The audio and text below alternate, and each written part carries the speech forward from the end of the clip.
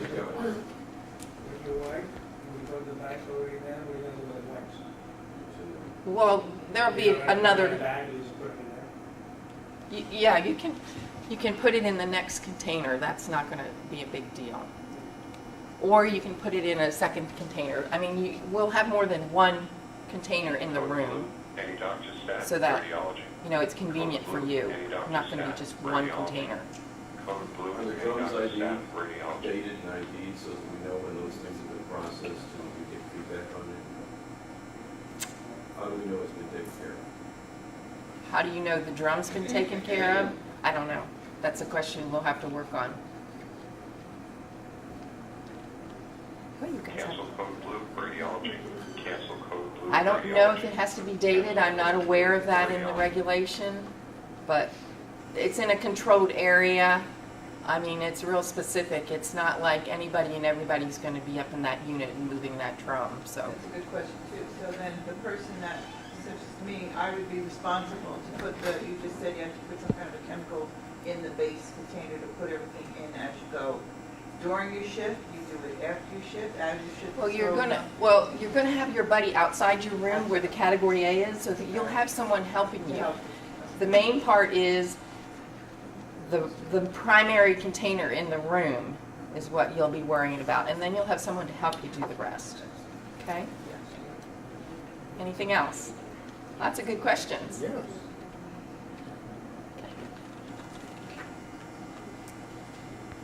If the person should pass, we have to take care of them as far as going to the morgue. First thing we're going to do is wrap that patient in a shroud. We're not going to remove any of the IVs or tubings that would be in that patient. It's just going to go with the patient. Too high risk. Then we're going to put the body into a body bag. Zip it up, and we're going to disinfect the outside of that body bag. Put it in a second body bag. Disinfect the outside of the body bag. And then it's going to go to the morgue. We will not be doing any autopsies because high risk. Probably the viral load is the highest in this type of patient that, you know, has passed. So it's really high risk to handle this patient. So that's why we want everybody protected. So I think you see the same kind of thing throughout the lab specimen, the waste, and the body. Everything's double bagged, disinfected, keeping that load down. Questions on that? Okay, now personal protective equipment. As Rich said, we worked really hard on this to try to give you the highest level of protection with the easier way to get out of it so that you don't contaminate yourself.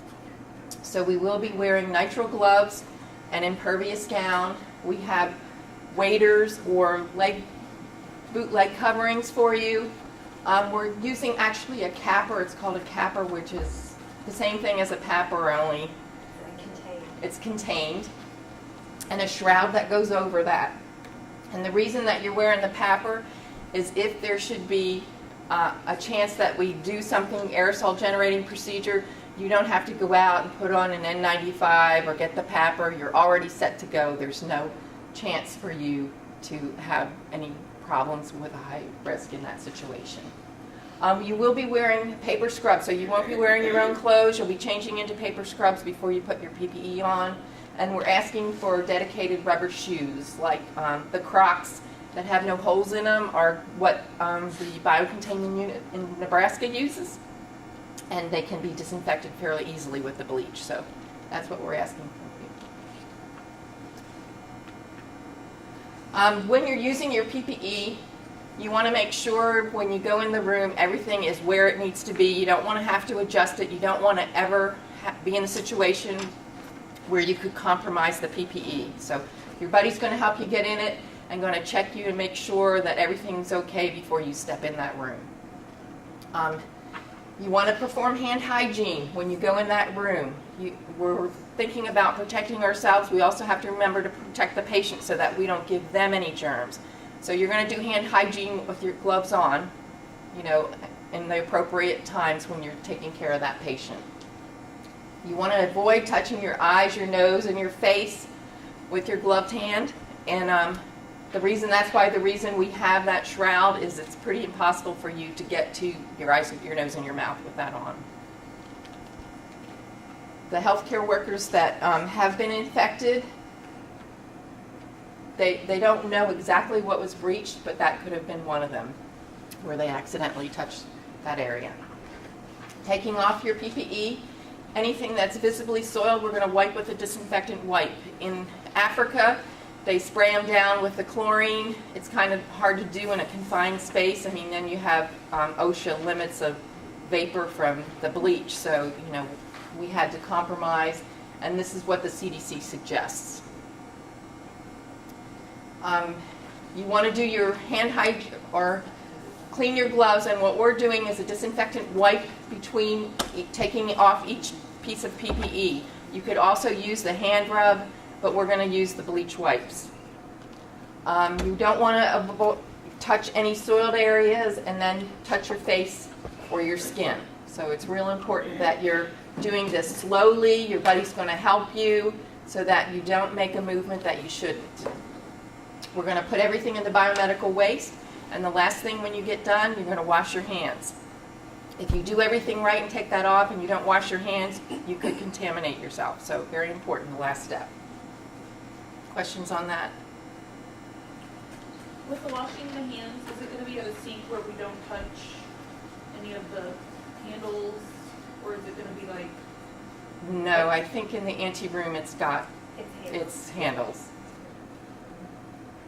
We considered putting monitors in the rooms where these patients are, so things can be observed as well, so we can track how they're doing, and someone, our buddy can watch us. Well, your buddy will be watching you through the glass door in the ICU, like in the ICU, your buddy will be watching you.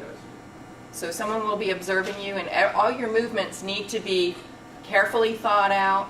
You know, it's a different mindset than a regular taking care of a patient. You really have to think of your movement because you don't want to compromise your PPE.